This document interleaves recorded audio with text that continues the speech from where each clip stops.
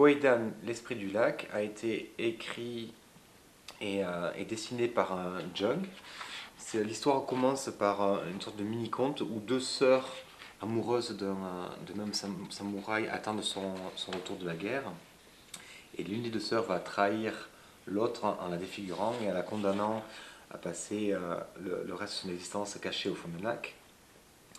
Et l'histoire reprend justement plusieurs années après cet événement avec une petite fille masquée qui, qui va subir la jalousie, la peur de tous les villageois et qui va errer un peu dans ce monde au Japon. À cause de ce masque. On la considère comme étant maudite, donc c'est...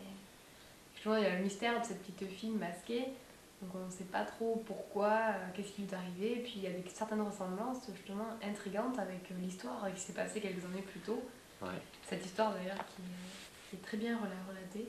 Enfin, qui est très bien... En fait, ce qui était original dans cet épisode, c'est que c'est une histoire qu'on a peu l'habitude d'avoir, parce que c'est une histoire qui se déroule au Japon, il y a des monstres, il y a des fantômes. Des fantômes assez comiques d'ailleurs. Ouais, et puis bon, les combats se passent avec des flèches, c'est vraiment l'esprit du Japon médiéval, et qui est assez original. Moi j'ai bien aimé cette histoire-là. Surtout les dessins aussi. Et les dessins sont vraiment particuliers, ils ont un style, sont originaux et propre soulignent. à Junk.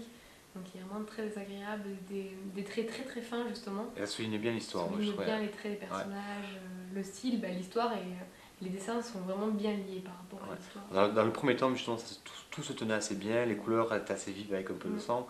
Après c'est vrai que bon, il faut pouvoir apprécier un peu cette ambiance de monstres, de fantômes, d'aspect un peu sanglant. C'est un peu quand même, en plus de ça c'est quand même un peu une conte de fées, enfin pas conte de fées oriental on veut dire. Ouais.